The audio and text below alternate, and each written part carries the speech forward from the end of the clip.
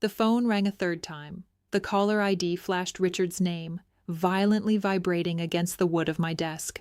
I let it ring until the very last second, letting the suspense stretch tight before I finally pressed accept.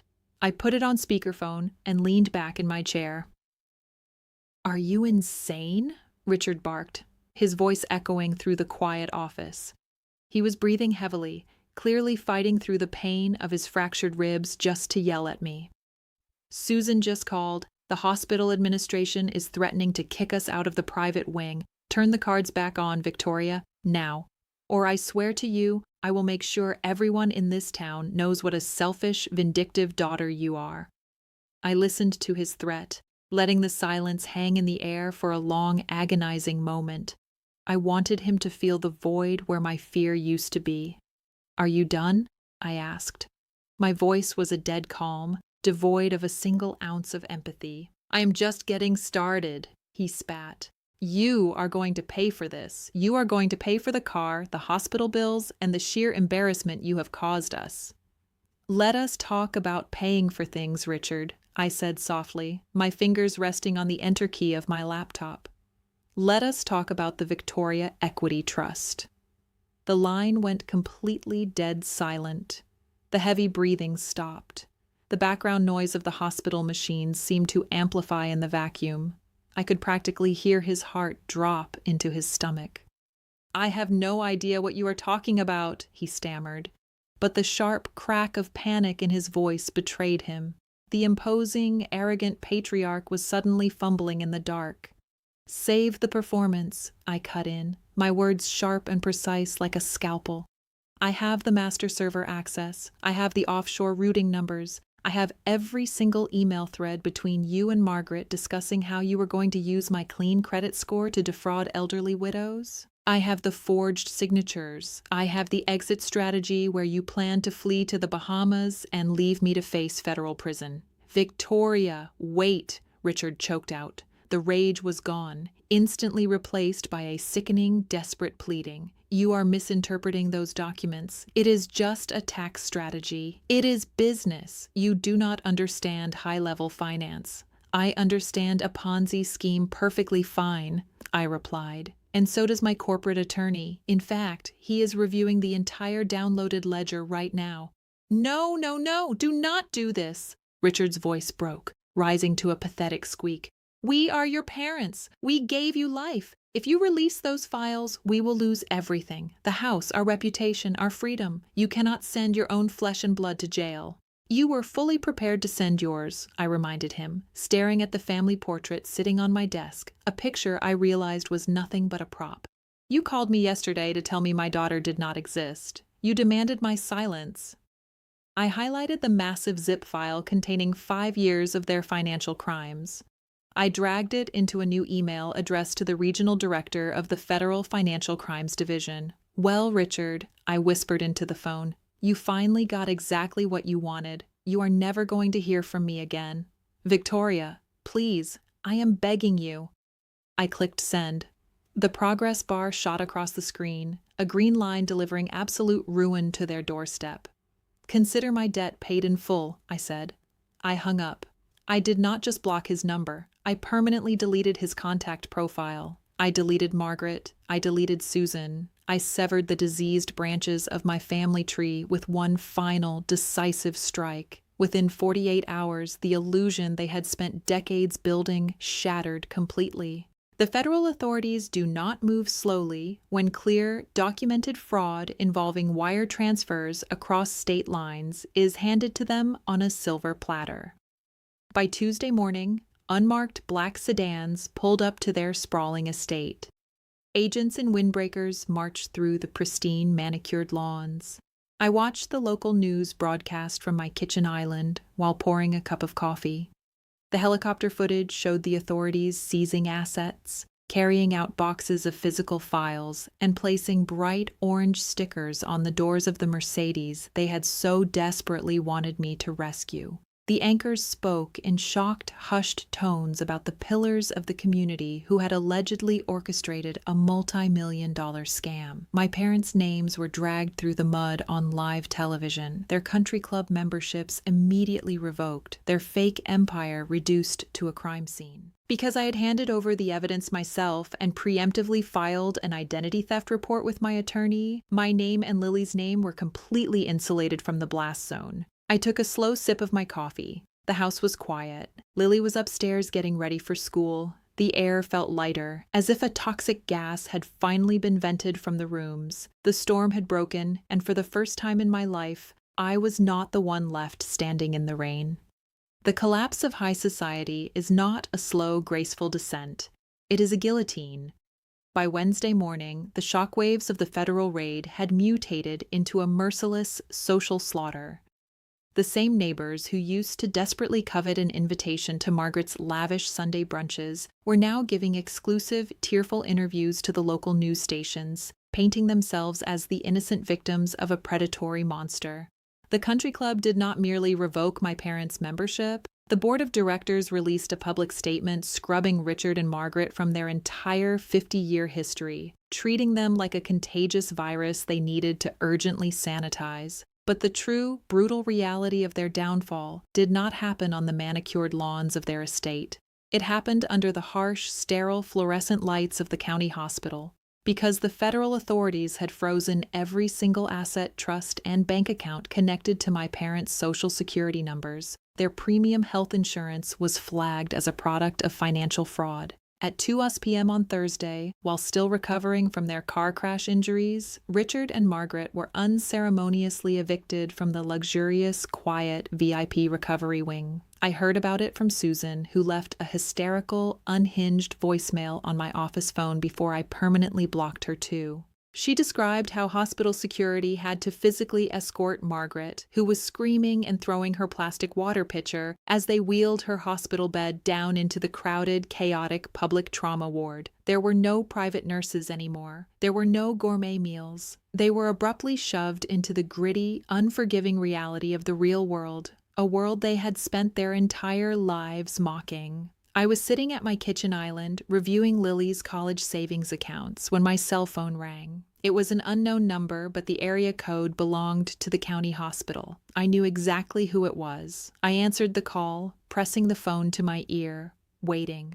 "Victoria!" a voice hissed. It was Margaret. She had clearly stolen or borrowed a nurse's phone to bypass my block. Her voice was unrecognizable. The polished, aristocratic venom was gone, replaced by the raw, raspy panic of a cornered animal. "Victoria, you have to stop this. They took my rings." The federal agents came into my hospital room and physically removed the diamond rings from my fingers. They said they were bought with stolen funds. They are treating us like common street criminals. I did not raise my voice. I did not need to. True power does not shout. "You are common criminals, Margaret," I said, my voice dropping to a glacial, terrifying whisper. "The only difference between you and a pickpocket on the street is that you stole wearing designer shoes. You looked your elderly friends in the eyes, smiled, and robbed them blind to pay for your country club tabs." "We are your blood," she shrieked, the sound cracking violently through the speaker. "I gave birth to you. You are a monster. You are destroying your own family over money." "I did not destroy anything," I replied, my tone cutting through her hysteria like a serrated blade. "I simply turned on the lights. You and Richard built a house made of rotting wood and lies, and you expected me to stand underneath it and hold the roof up until it crushed me. You planned to flee the country and leave me to take the fall for a federal felony. Do not ever speak to me about family again. You lost the right to use that word the moment you decided I was nothing but a human shield for your greed. Victoria, please, we have nothing. The lawyers are saying we could face 20 years. We will die in prison." "Then I suggest you get comfortable with the silence," I said softly, "because nobody is coming to save you." I ended the call. I blocked the hospital's entire exchange from my phone. I felt the last invisible chain tethering me to my childhood snap dissolving into nothingness. The liquidation of their fake empire was absolutely ruthless. Over the next 3 weeks, I watched from a safe distance as the federal courts dismantled their lives piece by piece. Their sprawling custom-built estate was seized and immediately put up for auction. The luxury vehicles, the imported art, Margaret's absurd collection of designer handbags, everything was cataloged, tagged with bright red evidence stickers, and liquidated. The courts were viciously efficient. The millions of dollars they had siphoned from the community were aggressively reclaimed. I received a brief, formal letter from the prosecutor's office confirming that because I had proactively surrendered the server access and filed the identity theft reports, I was fully exonerated. Furthermore, the funds they had stolen using my name were being systematically returned to the victims. One evening, I drove past their neighborhood just as the sun was setting. The massive iron gates of their property were padlocked shut. A massive white sign with bold red lettering reading "Seized by U.S. Government" was hammered deep into the perfect front lawn. The house was completely dark, hollowed out, and dead. They had spent their entire lives treating people like stepping stones, demanding worship, and consuming everything in their path. But in the end, the universe did not just humble them, it erased them. They were completely stripped of their wealth, their freedom, and their absolute most prized possession, their illusion of superiority. They were left with absolutely nothing but the crushing weight of their own consequences. And I drove back to the home I had paid for with honest work, where my daughter was waiting, and I finally took a deep, unrestricted breath. The aftermath of a hurricane is always the quietest. When the winds finally die down and the debris settles, you are left standing in a landscape that has been entirely redrawn. For the first time in my life, my landscape was beautiful. 6 months passed. The local news cycle eventually found new scandals to feed on, and Richard and Margaret became nothing more than a cautionary tale whispered at dinner parties. They were awaiting federal sentencing, residing in a bleak county detention center, a world away from the silk sheets and champagne flutes they believed were their birthright. I had settled into a rhythm of absolute peace. The mornings were no longer hijacked by frantic text messages demanding money or attention. The evenings belonged entirely to me and Lily. But the past, I have learned, always tries to knock one last time before the door is permanently sealed. It arrived on a rainy Tuesday in the form of a thin, crumpled envelope slipped into my mailbox. It bore the return address of the county correctional facility. The handwriting was unmistakable. It was Richard's heavy, imposing scrawl, though it looked shakier now, stripped of its usual arrogance. I stood in the kitchen, listening to the soft patter of rain against the window glass, and tore the envelope open. "Victoria," the letter began. "Your mother cries every night on a plastic mattress. Her health is deteriorating. We have lost everything, and the public defender says the judge is looking to make an example out of us. We know we made mistakes, but you were always so emotional, so quick to blow things out of proportion. We were trying to build a legacy for you. If you could just find it in your heart to write a letter of leniency to the judge, explaining that we are a loving family, it might reduce our sentence. You owe us at least that much. We are still your parents." I read the words twice. Every single syllable was dripping with the same toxic manipulation I had inhaled for 3 decades. There was no accountability. There was no genuine remorse. Even from behind steel bars facing years of federal prison time, they were still trying to extract a transaction from me. They were still demanding I pay their debts. A year ago, a letter like this would have sent me into a spiral of guilt. I would have drafted the plea. I would have sacrificed my own moral compass to ease their discomfort. But as I held the cheap lined prison paper in my hands, I felt absolutely nothing but a profound, hollow pity. I walked over to the kitchen counter and struck a match, lighting the thick vanilla candle that sat by the sink.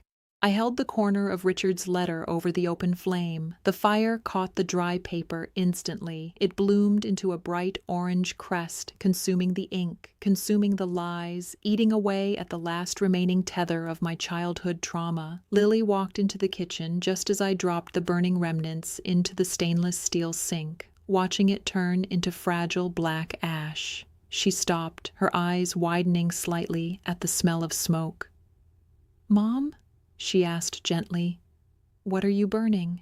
I turned on the faucet, letting the cool water wash the ashes down the drain, leaving the metal basin perfectly clean.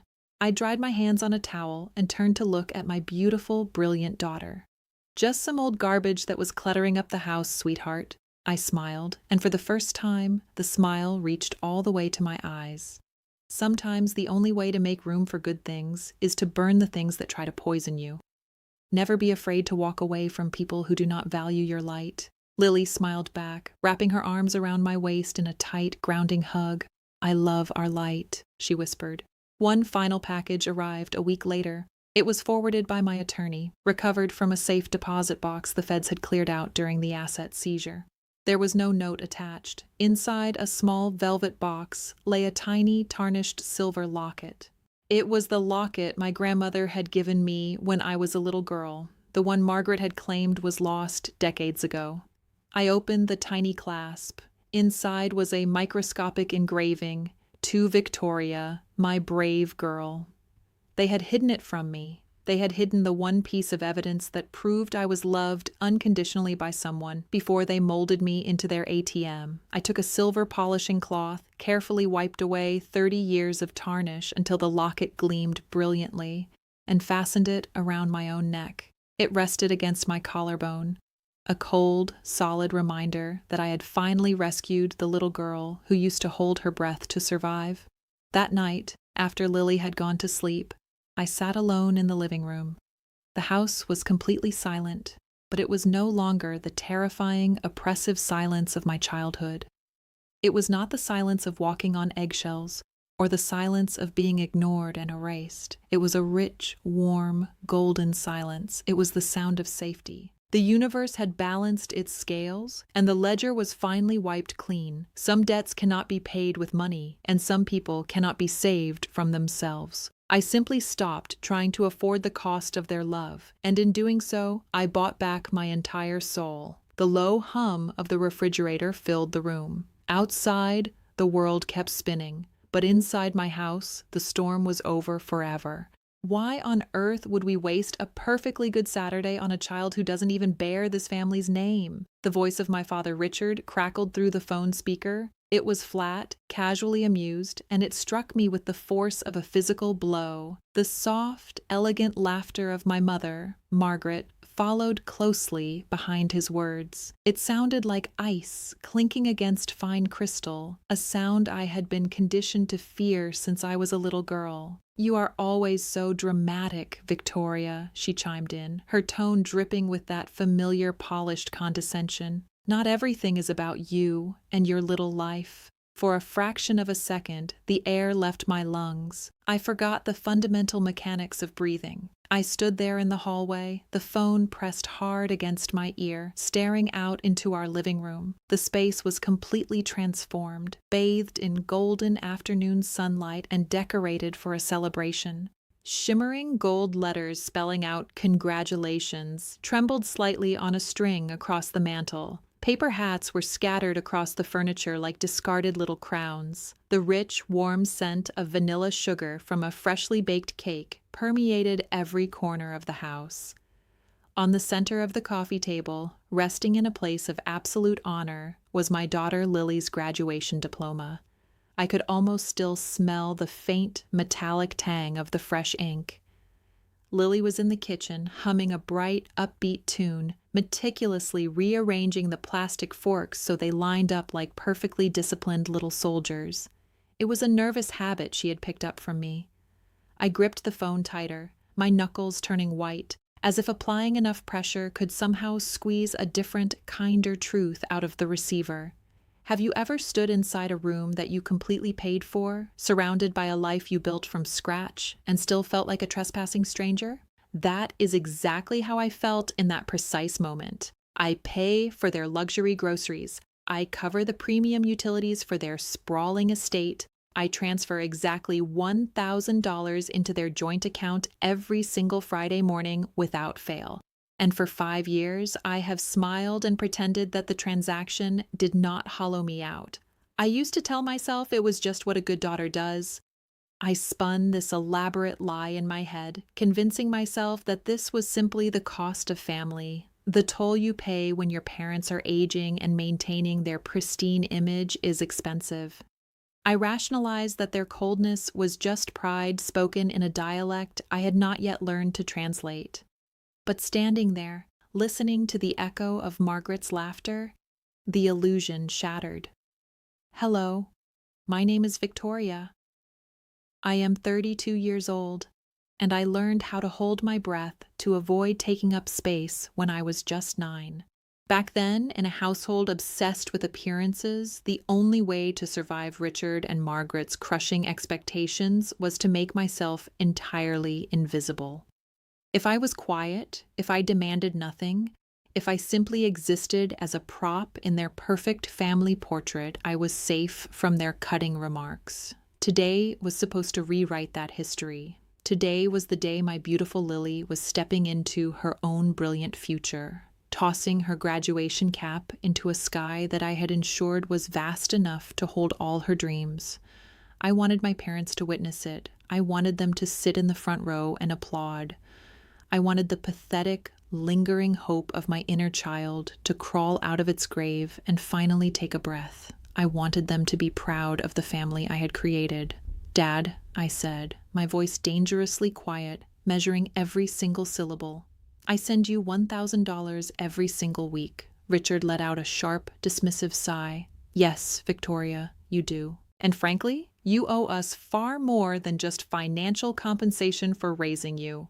You owe us peace and quiet." The words folded me entirely in half. Peace and quiet. Silence. As if my existence and my daughter's existence were merely overdue utility bills they expected to pay themselves. As if a parent's love was a strict corporate balance sheet, and my sweet Lily was nothing but a terrible return on investment.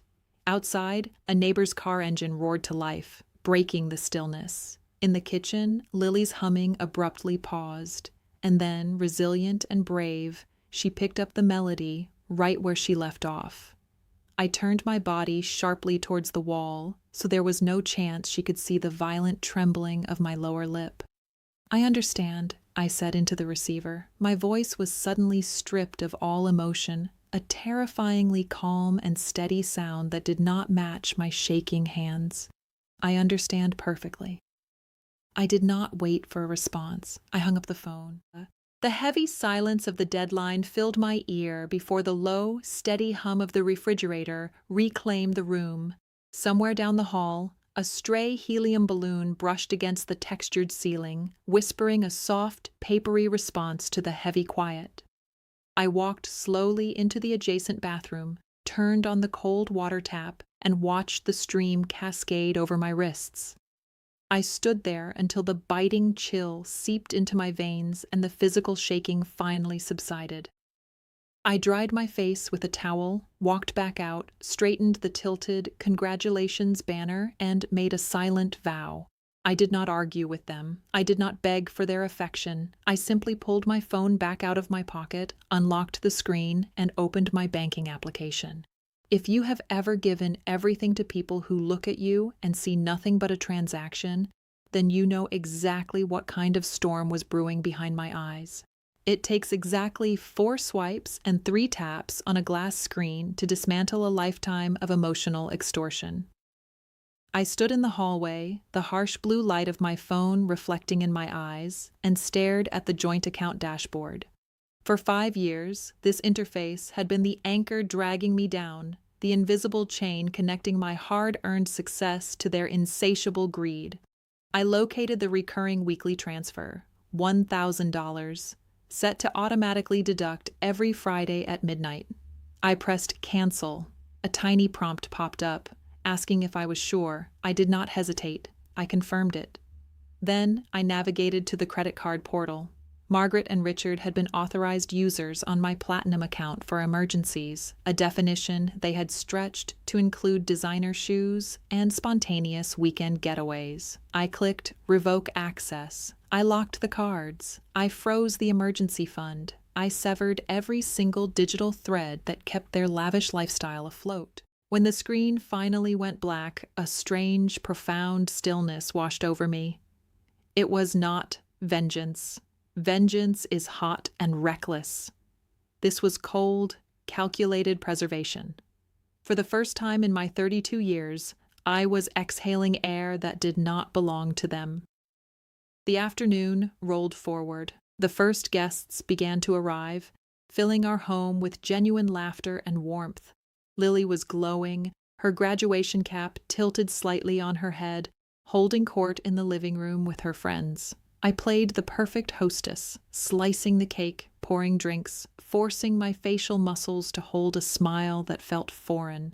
"Where are Richard and Margaret?" asked Sarah, one of the neighborhood mothers, holding a plastic cup of punch. I thought they would never miss their only granddaughter's big day. I watched Lily from across the room.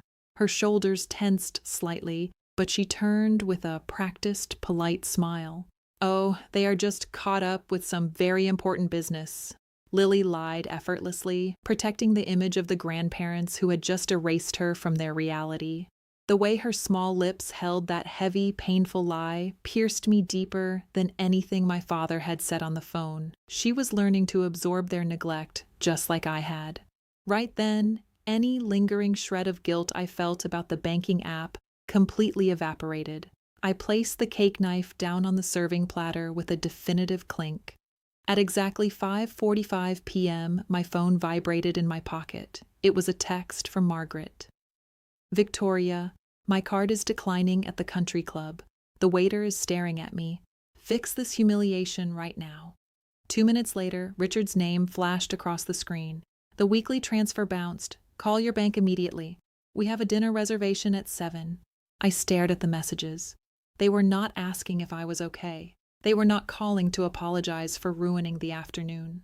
They were barking orders at an ATM that had suddenly stopped dispensing cash. I swiped the notifications away and slipped the phone back into my pocket. I did not type a single letter in response. Let them sit in it, I thought. At 6:15 p.m., Lily was standing in the center of the room, raising a glass of sparkling cider to make a toast, when the world outside violently ruptured. It started with the agonizing screech of tires violently gripping asphalt. Then came the unmistakable, earth-shaking crunch of heavy metal collapsing in on itself, followed by the shattering of safety glass raining down onto the street. The entire house fell dead silent. The cake knife I had placed on the table vibrated from the impact. Guests rushed to the front windows. Neighbors began pouring out of their houses, shouting and pointing down the street. I moved toward the front door, my steps slow and strangely heavy, while my heart hammered against my ribs. I stepped out onto the porch. The evening air was thick with the acrid smell of burning rubber, deployed airbags, and spilled engine coolant. Just 50 yards from my driveway, crashed into the deep drainage ditch near the neighborhood entrance, was a sleek silver Mercedes sedan, the very same Mercedes I had paid the down payment for last Christmas. Its front end was accordion crushed against a heavy oak tree. Karma does not ask for permission, and it rarely makes an appointment. It simply arrives, using your own careless momentum against you. I did not run. While the rest of the neighborhood sprinted toward the wreckage with their phones out, I walked down my driveway with measured, deliberate steps. My heels clicked softly against the concrete. As I approached the ditch, the smoke began to clear. Margaret was in the passenger seat, her designer dress covered in white dust from the airbag, sobbing hysterically into her phone. Richard was in the driver's seat.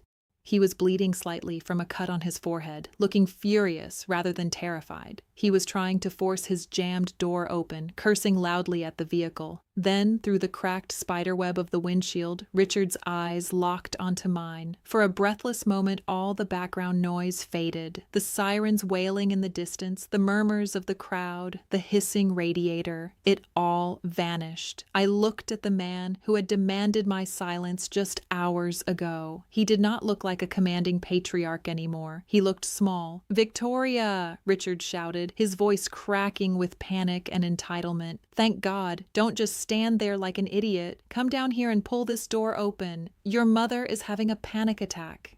It is truly fascinating how quickly toxic people remember your name when they need to be rescued. I stopped at the edge of the asphalt, looking down into the ditch. I crossed my arms over my chest. I did not take a single step down the grassy embankment. "The hospital is only 4 miles down the main road," I said. My voice was level, carrying easily over the hissing engine. "I have already dialed emergency services. They will be here in 2 minutes." Margaret leaned over the center console, her makeup smeared. "Victoria, get us out of here. You have a large SUV in the driveway. Drive us to the private clinic. I am not getting into a public ambulance with these people watching." The sheer audacity of her demand hung in the air. The same mouth that had laughed at my daughter's existence was now demanding premium chauffeur service from a wrecked car they bought with my money. I looked back toward my house. The porch light had clicked on. Lily was standing safely behind the screen door, looking out at the commotion, surrounded by her friends.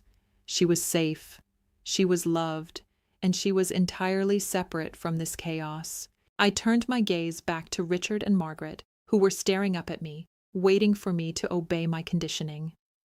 "I cannot do that," I said, my tone as cold and unyielding as a steel vault.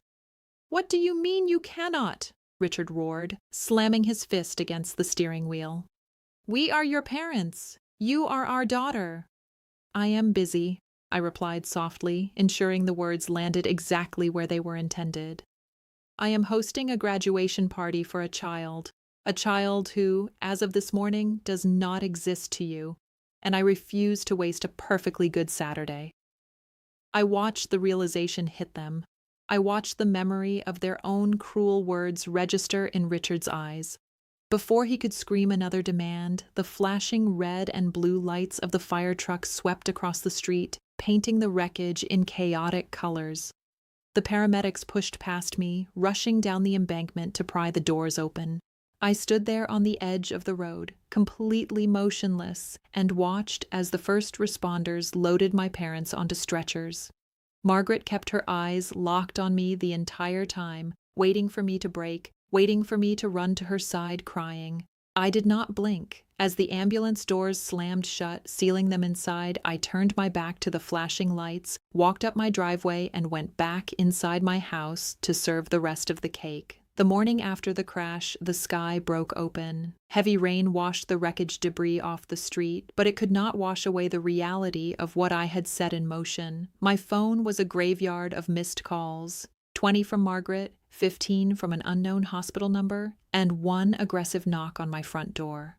It was my Aunt Susan. She was the family's self-appointed crisis manager, the kind of woman who believed covering up a mess was the exact same thing as cleaning it. "You have completely lost your mind, Victoria," she hissed, pushing past me into the foyer and shaking her wet umbrella onto my hardwood floor.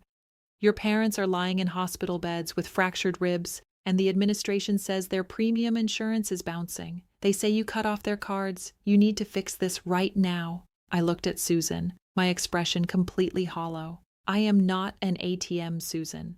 I am done playing the bank for people who despise me." "They are your family," she shrieked, her face turning a mottled red. "You owe them for the life they gave you. Do you have any idea how much money Richard spent making sure you had a respectable upbringing?" That specific phrase struck a dark nerve. How much money? I did not argue with her. I calmly opened the front door, gesturing toward the porch. "Tell the hospital to set up a standard payment plan. They can figure it out. Goodbye, Susan." When the door clicked shut, a gnawing, dangerous curiosity settled into the pit of my stomach. How much had I actually given them? I walked into my home office, booted up my laptop, and began pulling up 5 years of bank statements. But as I tallied the massive sums, a sudden memory surfaced. 3 years ago, I had set up a private, encrypted cloud server for Richard's business files because he was too technologically illiterate to do it himself. As the original administrator, I still had the master password. I told myself I was just going to look for the deed to their house, just to see if they could leverage it to pay their own medical bills. But the moment I bypassed the security firewall, I stumbled into a digital graveyard of secrets. There, sitting in plain sight, was a hidden master folder titled Victoria Equity Trust. My blood ran completely cold. I had never opened a trust. My fingers flew across the trackpad.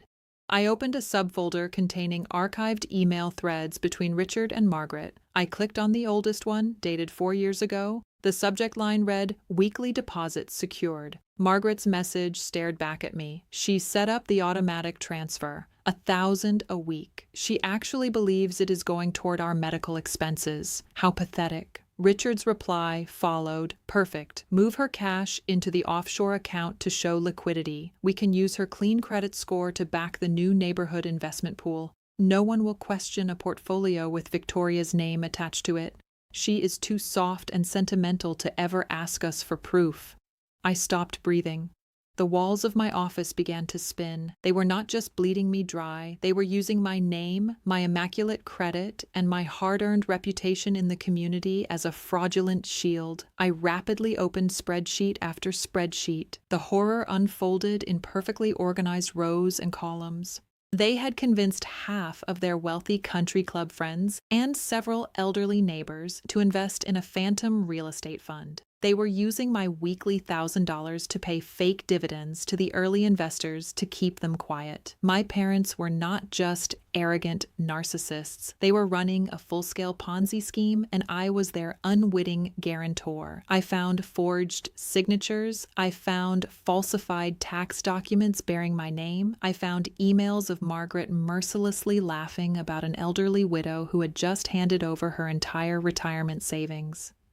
"We will just tell them the market crashed," Richard had written in an email sent just 2 months ago. "By the time it all blows up, we will be living in the Bahamas, and Victoria can deal with the legal fallout. It is the least she can do to repay us." They had meticulously planned to ruin me. They were going to drain the community, skip the country, and leave me holding the bag for a massive federal financial crime. Lily and I would have lost our home, our freedom, and our entire future. A violent tremor took hold of my hands, but it was no longer born of sadness or betrayal. It was pure, unadulterated rage. My phone buzzed on the desk. It was Richard, calling from the hospital room. He was probably going to threaten me, demand his credit cards back, or play the victim to force my hand. I picked up the phone, but I did not answer the call. Instead, I swiped his name away, opened my contacts list, and found the direct line to a senior corporate lawyer I had consulted years ago. Right below, it was the number for the regional office of the Financial Crimes Division. The rules of the game had just changed. This was no longer about family drama. This was about survival, and I was about to burn their counterfeit empire to the ground.